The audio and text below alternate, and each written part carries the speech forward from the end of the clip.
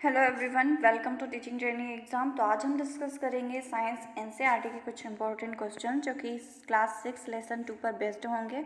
और ये वीडियो आपकी किसी भी teaching exam like CTET, MPTET and other stated exam जिनमें साइंस का पोर्शन आता है उन सब के लिए बहुत यूज़फुल रहेगा। तो वीडियो को लास्ट तक देखिएगा। तो सबसे पहले हम स्टार्ट करते हैं क्लास 6 लेसन 2 की एनसीईआरटी से। तो यहाँ पर जो एनसीईआरटी का टॉपिक दिया गया है चैप्टर 2 का, तो भोजन के घटक के रूप में दिया गया है। तो यहाँ पर हम डिस्कस करेंगे जो हमारी एग्जाम पॉइंट ऑफ व्यू से जो इम्पोर्टेंट टॉपिक बनते हैं। तो पहला टॉपिक है विभिन्न खाद्य पदार्थों में क्या होता है। तो यहाँ पर एक सारणी दी गई है जिसमें क्षेत्र और राज्य के नाम दिए गए हैं, जैसे पंजाब, आंध्र प्रदेश, इनमें किस तरह का भोजन दिया जाता है। तो सबसे पहले बताया गया है जैसे पंजाब में मक्की की रोटी, राजमा, सरसों का साग, इस तरह का भोजन देते हैं। और नेक्स्ट है आंध्र प्रदेश, जो कि चावल, अरहर की दाल तथा रसम आदि ये सब भोजन के रूप में इनका यूज़ करते हैं। तो यहाँ पर हम देखेंगे सबसे पहले भोजन के घटक। तो हमारे शरीर के कुछ आवश्यक घटक होते हैं। हमारे शरीर के लिए भोजन में कुछ आवश्यक घटक होते हैं। इन घटकों को हम पोषक कहते हैं। जैसे हमारे भोजन में मुख्य पोषक तत्व जो होते हैं, पहले कार्बोहाइड्रेट, प्रोटीन, वसा एवं विटामिन तथा खनिज लवण होते हैं। इसके अतिरिक्त तो भी कुछ पोषण लवण होते हैं, जैसे कि भोजन में वृक्षांश तथा जल भी शामिल होता है जिनकी हमारे शरीर को आवश्यकता होती है। जैसे जल और वृक्षांश यानी कि फाइबर, ये भी इम्पोर्टेंट होते हैं हमारे भोजन में। नेक्स्ट हम देखेंगे कार्बोहाइड्रेट होता है। जो कार्बोहाइड्रेट जितने के पोषक तत्व के रूप में हम इंटेक करते हैं, तो इसमें ये इसका जो टाइप होते हैं, एक तो स्टार्च के रूप में होता है, दूसरा शर्करा के रूप में होता है। वो मंड को ही स्टार्च कहते हैं। तो ये मंड होता है, ये पौधे इसको स्टोर करते हैं, और शर्करा यानी कि हमारा शरीर जो इसका स्टोरेज करता है वो शर्करा के रूप में करता है। तो यहाँ पर सबसे पहले भोज्य पदार्थों के परीक्षण दिए गए हैं। तो पहला परीक्षण है मंड का परीक्षण यानी कि एक स्टार्च का परीक्षण। तो स्टार्च का परीक्षण करने के लिए सबसे पहले एक भोज्य पदार्थ, यहाँ पर एक आलू लिया गया है, आलू का पीस लिया गया है। इसमें आयोडीन की 2 या 3 बूंदें डालते हैं, और ये आयोडीन की बूंदें डालने के बाद जो इसका कलर होता है वो नीला या काला रंग का हो जाता है। अगर ये कलर नीला या काला रंग का चेंज हो जाता है तो इस मतलब ये होता है कि मंड की उपस्थिति दर्शाता है। तो ये जो होता है इस मंड का परीक्षण होता है, इसमें आयोडीन टेस्ट के रूप में किया जाता है। नेक्स्ट हम देखेंगे, यहाँ पर दिया हुआ है प्रोटीन के लिए परीक्षण। तो प्रोटीन का परीक्षण करने के लिए एक खाद्य पदार्थ की थोड़ी सी मात्रा लेकर उसको पानी में एक पेस्ट बना लेते हैं, चूर्ण बनाकर उसका पेस्ट बनाते हैं पानी का, और उसमें हम परख नली में डाल देते हैं यानी कि टेस्ट ट्यूब में डालकर 2 बूंद कॉपर सल्फेट का विलयन और 10 बूंद कास्टिक सोडा का विलयन डालकर इसको अच्छे से हिलाते हैं। तो इसमें फिर जो चेंज होता है कलर, वो बैंगनी रंग का हो जाता है। अगर बैंगनी रंग का चेंज हो गया कलर, तो इसका मतलब है कि प्रोटीन की उपस्थिति है उस भोज्य पदार्थ में। तो प्रोटीन के टेस्ट के लिए 2 बूंद कॉपर सल्फेट और 10 बूंद कास्टिक सोडा का विलयन डालते हैं। तो ये है। नेक्स्ट वसा के लिए प्रशिक्षण। तो वसा के लिए परीक्षण अगर हम करते हैं अगर किसी भोज्य पदार्थ का, तो उस भोज्य पदार्थ को किसी कपड़े या फिर कागज़ में लपेट कर रख देते हैं, और अगर कागज़ पर तेल का धब्बा प्रेजेंट हो जाए तो उसका मतलब है कि इसमें वसा की उपस्थिति है। तो ये थे कुछ इम्पोर्टेंट भोज्य परीक्षण। नेक्स्ट हम देखेंगे विभिन्न पोषक तत्व हमारे शरीर के लिए क्या करते हैं। तो ये पोषक तत्व होते हैं, इनका आवश्यक क्यों होते हैं। तो पहला दिया हुआ है प्रोटीन की आवश्यकता हम शरीर की वृद्धि के लिए होती है। इस प्रोटीन युक्त भोजन को प्रायः शरीर वर्धक भोजन कहते हैं। जैसे आपने देखे होंगे जो जिम्नास्ट होते हैं या फिर जो जिम वगैरह जाते हैं, वहाँ पर प्रोटीन शेक और प्रोटीन रिच डाइट लेते हैं, क्योंकि जो मसल्स की ग्रोथ के लिए इम्पोर्टेंट होता है प्रोटीन, और इसे हम इसीलिए शरीर वर्धक भोजन भी कहते हैं। नेक्स्ट दिया हुआ है विटामिन, यानी कि विटामिन जो होते हैं, जैसे बहुत से तरह के विटामिन होते हैं, vitamin A, B, C, D, E तथा के। और यहाँ पर विटामिन के बी जो होता है वो उसको कॉम्प्लेक्स के रूप में प्रेजेंट होता है, पर हम यहाँ पर सिर्फ क्लास 6 के एनसीईआरटी को डिस्कस कर रहे हैं, तो इसीलिए हम इसके बारे में ज़्यादा डिटेल में नहीं जाएंगे। तो यहाँ पर बताया गया है जो विटामिन सी होता है शरीर के रोगों से लड़ने की रक्षा करता है, और विटामिन डी हमारी अस्थियों और दांतों के लिए कैल्शियम का उपयोग करने में हमारे शरीर की सहायता करता है। और विटामिन जो ए जो होता है वो हमारी त्वचा एवं आँखों को स्वस्थ रखता है। नेक्स्ट हम देखेंगे विटामिन डी जो होता है वो सूर्य की उपस्थिति में हमारा शरीर खुद तैयार कर लेता है। और यहाँ पर इन पोषक तत्वों के अलावा भी कुछ इम्पोर्टेंट चीज़ें दी गई है, जैसे कि आहारी रेशे यानी कि जो फाइबर्स होते हैं उनका भी बहुत ज़्यादा इम्पोर्टेंट रोल होता है हमारे डाइजेशन में। और जल भी एक इम्पोर्टेंट रोल प्ले करता है। तो ये सब पोषक तत्वों में जल और आहारी रेशे भी इम्पोर्टेंट रोल प्ले करते हैं। इसके अलावा कुछ खनिज लवण जो होते हैं वो भी शरीर के लिए अल्प मात्रा में आवश्यक होते हैं, जैसे कि आयरन हो गया और कैल्शियम हो गया, जैसे दूध से कैल्शियम प्राप्त होता है। तो इस तरह से खनिज लवण भी हमारे शरीर में इम्पोर्टेंट रोल प्ले करते हैं। और यहाँ पर नेक्स्ट दिया गया है संतुलित आहार के बारे में। तो संतुलित आहार वह आहार जो होता है जिसमें सभी पोषक तत्व पूर्ण रूप से उपस्थित हो, तो वह संतुलित आहार हो गया। नेक्स्ट हम देखेंगे जो विटामिन्स होते हैं उनको ज़्यादा अधिक पकाया नहीं जाना चाहिए।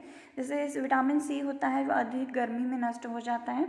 और यहाँ पर दिया हुआ है सब्जियों के छिलका उतार कर कुछ ज़्यादा समय तक उन्हें नहीं धोना चाहिए, क्योंकि उनके जो सतही विटामिन्स होते हैं वो नष्ट हो जाते हैं। और इसी प्रकार चावल को बार बार धोने से उसमें उपस्थित विटामिन और खनिज लवण नष्ट हो जाते हैं। तो इसलिए सब्जियों को ज़्यादा नहीं धोना चाहिए। और नेक्स्ट यहाँ पर टॉपिक दिया गया है अभावजन्य रोग, यानी कि अगर किसी चीज़ की कमी हो जाती है इन पोषक तत्वों में से, तो उनके अभाव में अभावजन्य रोग होते हैं। तो इन रोगों के बारे में बताया गया है। तो यहाँ पर अभावजन्य रोग जैसे कि विटामिन और खनिज लवण जिनकी कमी से जो अभावजन्य रोग होते हैं उनके बारे में देखें। सबसे पहले विटामिन ए, जिससे होता है क्षीणता यानी दृष्टिहीनता होती है। और इसके लक्षण होते हैं कमजोर दृष्टि, अंधेरी रात में कम दिखाई देना और कभी कभी पूरी तरह दिखाई देना बंद हो जाना। नेक्स्ट विटामिन दिया गया है विटामिन B1। यहाँ पर विटामिन कॉम्प्लेक्स के बारे में नहीं बात कर रहे, विटामिन B1 के बारे में बात करें। तो इसकी कमी से बेरी रोग होता है, जिसमें दुर्बल मांसपेशियां हो जाती हैं और काम करने में ऊर्जा की कमी हो जाती है। नेक्स्ट है विटामिन सी यानी कि स्कर्वी। और इससे जो कमी होती है, विटामिन सी से जो कमी होती है वो स्कर्वी होती है। और इसमें मसूड़ों से खून निकलता है और घाव भरने में अधिक समय लगने लगता है। नेक्स्ट है विटामिन डी, जिसकी कमी से रिकेट्स होता है, अस्थियाँ मुलायम हो जाती है इसमें। और नेक्स्ट है कैल्शियम, जो कि खनिज लवण के अंतर्गत आता है। इसमें अस्थियाँ और दंत क्षय होते हैं, इसमें कमजोर अस्थियाँ होते हैं और दांत खराब हो जाते हैं। नेक्स्ट जो खनिज लवण दिया है आयोडीन की कमी से घेंगा रोग होता है, जिसे गॉइटर कहते हैं। इसमें जो थायराइड ग्रंथि होती है वो गर्दन में प्रेजेंट होती है, वो फूल जाती है, जिससे बच्चों में मानसिक विकलांगता वगैरह भी होती है। नेक्स्ट है लोह यानी कि आयरन। तो इसकी कमी से अरक्तता यानी कि एनीमिया जो होती है और इससे कमजोरी होती है और खून की कमी होती है। और बस ये थे कुछ इंपॉर्टेंट टॉपिक। और यहाँ पर एक और टॉपिक दिया हुआ है, जैसे कि वसा युक्त अधिक भोजन जो होता है इससे ज़्यादातर फैट हो जाता है और जो मोटापे के कारण बनता है। और यहाँ पर दिया गया है कुछ अभावजन्य रोग, जिससे प्रोटीन वगैरह की कमी होती है, जिससे शरीर कमज़ोर हो जाता है। तो ये थे कुछ इम्पोर्टेंट टॉपिक्स। आइए हम आगे देखते हैं इससे जो बनने वाले कुछ इम्पोर्टेंट क्वेश्चन।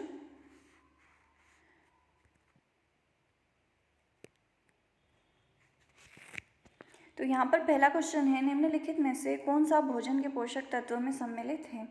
तो यहाँ पर ऑप्शन दिए हुए हैं। पहला ऑप्शन यहाँ पर कुछ दिए गए हैं खनिज लवण, नेक्स्ट है विटामिन और थर्ड है आहारी रेशे। तो इन तत्वों में से जो पोषक तत्व के रूप में सम्मिलित है वहाँ पर, तो इसमें देखना है नीचे दिए गए कूट में से सही उत्तर चुनिए। तो फर्स्ट ऑप्शन है केवल एक, सेकंड ऑप्शन है केवल एक और दो, और थर्ड ऑप्शन है केवल दो, और लास्ट ऑप्शन है एक, दो और तीन। तो इस क्वेश्चन का जो राइट आंसर है ऑप्शन नंबर बी, क्योंकि जो आहारी रेशे होते हैं, जो कि फाइबर्स जो होते हैं, वो पोषक तत्व के अंतर्गत नहीं आते हैं। शरीर में भोज्य पदार्थों में इनका यूज़ होता है, पर ये आहारी रेशे पोषक तत्व के रूप में ही नहीं यूज़ होते। तो आइए देखते हैं इसका एक्सप्लेनेशन। तो यहाँ पर दिया हुआ है भोजन के मुख्य पोषक तत्वों में कार्बोहाइड्रेट, प्रोटीन, वसा, विटामिन तथा खनिज लवण सम्मिलित हैं। इसके अतिरिक्त भोजन में आहारी रेशे यानी जो फाइबर्स, रुक्षांश और जल भी होता है। तो रुक्षांश हमारे शरीर को कोई पोषक तत्व प्रदान नहीं करते हैं। तो इस क्वेश्चन का जो राइट आंसर है ऑप्शन नंबर बी। आइए देखते हैं नेक्स्ट क्वेश्चन। नेक्स्ट क्वेश्चन है, भोजन के विभिन्न पोषक तत्वों के संदर्भ में निम्नलिखित कथनों पर विचार कीजिए। तो फर्स्ट कथन है, कार्बोहाइड्रेट तथा वसा हमारे शरीर को मुख्य रूप से ऊर्जा प्रदान करते हैं। सेकेंड कथन है, प्रोटीन तथा खनिज लवण हमारे शरीर की वृद्धि तथा अनुरक्षण के लिए आवश्यक होते हैं। थर्ड कथन है, विटामिन हमारे शरीर की रोगों से रक्षा करने में सहायता करते हैं। और ये थे इसका जो उपयुक्त कथनों में से सही है। तो यहाँ पर भी कथन चेक करना है कौन सा सही है। फर्स्ट ऑप्शन है केवल 1 और 2, सेकंड ऑप्शन है केवल 2 और 3, और थर्ड ऑप्शन है केवल 1 और 3, और लास्ट ऑप्शन है 1, 2, 3 सभी। तो इस क्वेश्चन का जो राइट आंसर है ऑप्शन नंबर डी, क्योंकि यहाँ पर जितने भी कथन दिए गए हैं ये सभी सही हैं। क्योंकि जो कार्बोहाइड्रेट होता है वह हमारे शरीर को ऊर्जा प्रदान करते हैं। प्रोटीन और खनिज लवण जो होते हैं शरीर की वृद्धि के और अनुरक्षण के लिए आवश्यक होते हैं। विटामिन जो होते हैं हमारे शरीर की रोगों से रक्षा करने में सहायता करते हैं। तो आइए देखते हैं इसका एक्सप्लेनेशन। तो यहाँ पर दिया गया है, उपयुक्त तीनों कथन सही है क्योंकि कार्बोहाइड्रेट वसा हमारे शरीर को ऊर्जा मिलती है और प्रोटीन तथा खनिज लवण शरीर की वृद्धि एवं अनुरक्षण के लिए आवश्यक होते हैं। और विटामिन जो होते हैं हमारे शरीर को रोगों से रक्षा करने में सहायता देते हैं, जबकि रुक्षांश जो होते हैं यानी कि फाइबर्स जो बिना पचे भोजन को बाहर निकालने में हमारे शरीर की सहायता करते हैं। तो इस क्वेश्चन का जो राइट आंसर है option number B. Next question है, कार्बोहाइड्रेट के विभिन्न प्रकारों के संदर्भ में निम्नलिखित पर विचार कीजिए। तो फर्स्ट है अमीनो अम्ल, सेकेंड है मंड यानी कि स्टार्च, और थर्ड है शर्करा। तो यहाँ पर बताया गया है कार्बोहाइड्रेट के विभिन्न प्रकार के बारे में पूछता है। तो इसका उपयुक्त में से कौन सा कार्बोहाइड्रेट का प्रकार नहीं है। तो यहाँ पर फर्स्ट ऑप्शन है केवल 1, सेकंड ऑप्शन है केवल 1 और 2, थर्ड ऑप्शन है केवल 2 और 3, और फोर्थ ऑप्शन है 1, 2, 3। तो इसका जो राइट आंसर है ऑप्शन नंबर ए, क्योंकि यहाँ पर पूछा गया है कार्बोहाइड्रेट का प्रकार नहीं है। तो कार्बोहाइड्रेट के प्रकार में जो शर्करा होती है वो इस कार्बोहाइड्रेट का प्रकार होता है, जिससे ग्लूकोज जो हम स्टोर करते हैं। और नेक्स्ट जो होता है स्टार्च होता है, जो कि प्लांट से स्टोर करते हैं कार्बोहाइड्रेट के रूप में स्टार्च का। तो ये दो इम्पोर्टेंट हो गए कार्बोहाइड्रेट के प्रकार। पर अमीनो अम्ल जो होता है ये प्रोटीन का प्रकार होता है, इसमें अमीनो अम्ल शामिल नहीं है। तो इसका जो राइट आंसर है ऑप्शन नंबर ए। देखते हैं इसका एक्सप्लेनेशन। तो यहाँ पर दिया हुआ है कार्बोहाइड्रेट कई प्रकार के होते हैं। हमारे भोजन में पाए जाने वाले मुख्य कार्बोहाइड्रेट जो होते हैं वो मंड तथा शर्करा के रूप में होते हैं, यानी कि स्टार्च और शुगर के रूप में होते हैं। नेक्स्ट यहाँ पर दिया गया है अमीनो अम्ल प्रोटीन होते हैं। तो जो प्रोटीन होते हैं उनकी जो स्मॉलेस्ट यूनिट होती है वो अमीनो अम्ल से बनी होती है। तो अमीनो अम्ल प्रोटीन के प्रकार होते हैं। नेक्स्ट क्वेश्चन है, वसा भोजन का एक महत्वपूर्ण घटक है। वसा के संदर्भ में निम्नलिखित कथनों पर विचार कीजिए। फर्स्ट ऑप्शन है भोजन में वसा की अत्यधिक मात्रा मोटापे का कारण बनती है। सेकेंड है वसा शरीर को ऊर्जा प्रदान करती है। और थर्ड है वसा की तुलना में कार्बोहाइड्रेट की समान मात्रा में हमें अधिक ऊर्जा प्राप्त होती है। तो यहाँ पर ऑप्शन पूछा गया है उपयुक्त कथनों में से कौन सा सही है। तो यहाँ पर ऑप्शन दिए हैं, फर्स्ट ऑप्शन केवल 1, सेकेंड ऑप्शन केवल 1 और 2, थर्ड ऑप्शन है केवल 2 और 3, और लास्ट ऑप्शन है 1, 2, 3। तो इस क्वेश्चन का जो राइट आंसर है ऑप्शन नंबर बी, क्योंकि यहाँ पर बताया गया है केवल 1 और 2।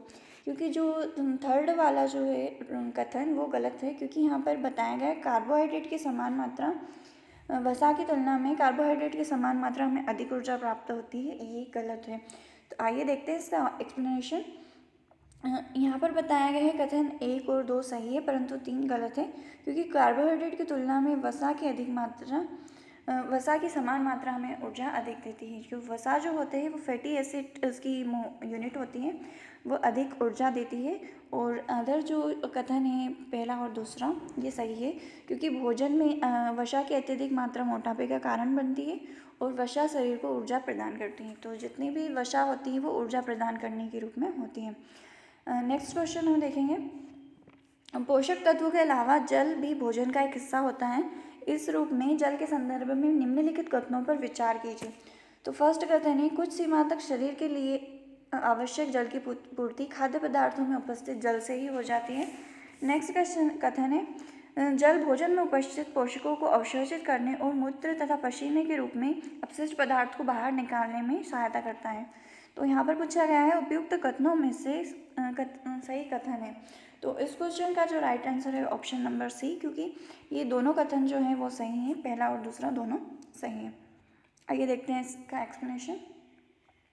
तो यहाँ पर बताया गया है दोनों कथन सही है। सामान्यतः हमारे शरीर को जितने जल की आवश्यकता होती है वह हमें उन वस्तुओं से प्राप्त होता है जिन्हें हम द्रव के रूप में लेते हैं, जैसे कि जल, दूध और चाय। जितने भी लिक्विड डाइट हम लेते हैं उनसे सारी जल की पूर्ति होती है। नेक्स्ट जो दिया है टॉपिक पॉइंट, जल भोजन में उपस्थित पोषक तत्वों को अवशोषित करके अपशिष्ट को शरीर से बाहर निकालने में सहायक करता है। तो जो भी उत्सर्जन जो होता है वो जल के द्वारा होता है, तो इसके लिए ये भी जल भी बहुत इंपॉर्टेंट रोल प्ले करता है। नेक्स्ट क्वेश्चन हम देखेंगे। यहाँ पर सूची में नाम दिया गया है, तो यहाँ पर सुमेलित कीजिए और सूचियों के नीचे दिए गए कोड का प्रयोग करके सही उत्तर को चुनिए। तो यहाँ पर हम डायरेक्ट चेक करेंगे। तो सबसे पहले हम देखेंगे विटामिन ए को। तो विटामिन ए से जो कमी होती है वो दृष्टिहीनता की होती है, और यहाँ पर दिया गया है अभावजन्य रोग। तो विटामिन ए जो है वो दृष्टिहीनता यानी कि थर्ड से मैच होगा। तो यहाँ पर 3 ऑप्शन में थर्ड ए से मिला हुआ है। नेक्स्ट हम देखेंगे विटामिन बी, यानी कि विटामिन बी से जो कमी होती है वो बेरी की होती है। तो विटामिन बी बेरी यानी कि बी का पहला। तो यहाँ पर 2 ऑप्शन में विटामिन बी का पहला दिया हुआ है।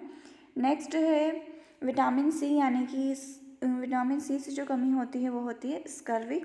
तो सी से जो होना है मैच वो है ऑप्शन नंबर 4 फर्स्ट।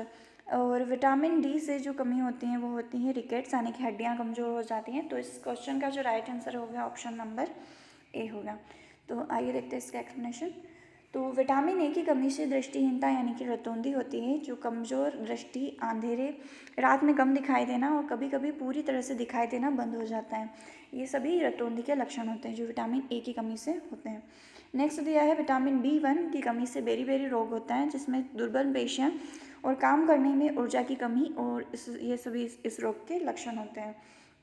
नेक्स्ट दिया है विटामिन सी, इसकी कमी से स्कर्वी रोग होता है और मसूड़ों से खून निकलना, घाव भरने में अधिक समय लगना इस रोग के प्रमुख लक्षण हैं। और लास्ट दिया है विटामिन डी, इसकी कमी से रिकेट्स होता है, जिसमें अस्थियां मुलायम होकर मुड़ने लगती हैं। तो ये था इसका ऑप्शन नंबर ए सही आंसर। नेक्स्ट क्वेश्चन हम देखेंगे, निम्नलिखित में से कौन सा कथन असत्य है। तो यहाँ पर दिए हुए कथन, तो फर्स्ट ऑप्शन है विटामिन ए त्वचा और आंखों को स्वस्थ करता है। नेक्स्ट है विटामिन B1 घाव भरने में सहायक होता है। और थर्ड ऑप्शन है विटामिन सी रोगों से लड़ने में सहायक होता है। और फोर्थ ऑप्शन है विटामिन डी हमारी अस्थियों और दांतों के लिए कैल्शियम का उपयोग करने में शरीर की सहायता करता है। तो इसका जो राइट आंसर वो बनेगा वो ऑप्शन नंबर बी, क्योंकि यहाँ पर पूछा गया है कौन सा कथन असत्य है। तो विटामिन B1 घाव भरने में सहायक नहीं होता है, क्योंकि जो विटामिन बी होता है इससे तो बेरी रोग होता है, तो इससे विटामिन बी घाव भरने में बिल्कुल भी सहायक नहीं होता है। तो आइए देखते हैं इसका एक्सप्लेनेशन। तो यहाँ पर बताया गया है कथन ए सी और डी सही है, परंतु बी गलत है, क्योंकि जो विटामिन बी होता है वो कार्बोहाइड्रेट के पाचन में सहायक होता है, और घाव भरने में विटामिन सी इम्पोर्टेंट होता है। और विटामिन सी भोजन में पकाने से अधिक गर्मी में पकाने से जो होता है वो नष्ट हो जाता है। तो इस क्वेश्चन का जो राइट आंसर है ऑप्शन नंबर बी। और विटामिन ए जो होता है आंखों को स्वस्थ रखता है। विटामिन सी रोगों से लड़ने में सहायक होता है। विटामिन डी से अस्थियों और दांतों विटामिन डी जो होता है अस्थियों और दांतों के लिए कैल्शियम का यूज़ करने के लिए हमारे शरीर की सहायता करता है। तो इसका जो राइट आंसर है option number B. Next question है, निम्नलिखित युग्मों पर विचार कीजिए। तो यहाँ पर दिया है खनिज और उनसे जो होने वाले अभावजन्य रोग हैं। तो यहाँ पर फर्स्ट दिया है कैल्शियम, और इसके सामने दिया है अस्थिक्षय। नेक्स्ट है आयोडीन, इसकी कमी से होने वाला जो रोग दिया है वो घेंघा रोग। और लास्ट दिया है लोह यानी कि आयरन, और इसकी कमी से दंतक्षय। तो यहाँ पर बताया गया उपयुक्त युग्मों में से कौन सा युग्म सुमेलित है। तो यहाँ पर देखना है कि कौन सा युग्म सुमेलित है। तो यहाँ पर ऑप्शन दिए है, फर्स्ट ऑप्शन केवल 1 और 2, सेकंड ऑप्शन केवल 2, थर्ड ऑप्शन 1, 2 और 3, और लास्ट ऑप्शन उपयुक्त में से कोई नहीं। तो इस क्वेश्चन का जो राइट आंसर होगा वो ऑप्शन नंबर ए होगा, क्योंकि यहाँ पर बताया गया है सही युग में यानी कि कैल्शियम अतिशय होता है और आयोडीन की कमी से घेंगा रोग यानी कि गॉइटर होता है। देखते हैं इसका एक्सप्लेनेशन। तो यहाँ पर दिया गया है लंबी अवधि तक पोषक तत्वों के अभाव के कारण होने वाले रोग को हम क्या कहते हैं, अभावजन्य रोग। तो यहाँ पर दिया है कैल्शियम की कमी से अस्थियां एवं दंतक्षय विकार होते हैं और आयोडीन की कमी से घेंगा रोग होता है, जिसमें गर्दन की ग्रंथि फूलना और बच्चों में मानसिक विकार इसके विकलांगता इसके प्रमुख लक्षण होते हैं। तो गर्दन में एक ग्रंथि होती है जिसे थायराइड ग्रंथि कहते हैं। तो आयोडीन की कमी से वो ग्रंथि फूल जाती है, जिससे घेंगा रोग होता है। नेक्स्ट दिया है लौह की कमी से अरक्तता होती है। जो इतना भी आयरन होता है, आयरन की कमी से एनीमिया रोग होता है और इससे कमी से खून की कमी और इसके कारण से रोगी कमजोरी अनुभव करता है। तो इसका जो राइट आंसर है ऑप्शन नंबर ए है। लास्ट क्वेश्चन है मानव शरीर में धीमी वृद्धि निम्नलिखित में से किस कमी के कारण होती है। तो फर्स्ट ऑप्शन ने दिया है विटामिन, सेकेंड ऑप्शन दिया है प्रोटीन और थर्ड ऑप्शन ने दिया है वसा और लास्ट ऑप्शन है उपयुक्त में से कोई नहीं। तो इस क्वेश्चन का जो राइट आंसर है ऑप्शन नंबर बी है, क्योंकि प्रोटीन की कमी से जो शरीर में धीमी वृद्धि होती है। तो इसका जो एक्सप्लेनेशन देख लेते हैं। तो मानव शरीर में धीमी वृद्धि प्रोटीन की कमी के कारण होती है। यदि प्रोटीन तथा कार्बोहाइड्रेट दोनों ही किसी व्यक्ति के आहार में लंबे समय तक अनुपस्थित रहे तो उसकी वृद्धि पूरी तरह से अवरुद्ध हो जाएगी। तो प्रोटीन जो है वो शरीर वृद्धक के रूप में माना जाता है, तो इसकी कमी से शरीर में धीमी वृद्धि होती है। तो ये थे कुछ इंपॉर्टेंट क्वेश्चन। आई होप ये वीडियो आपको अच्छा लगा। वीडियो अच्छा लगा हो please like share and subscribe जरूर कीजिएगा। Thank you for watching.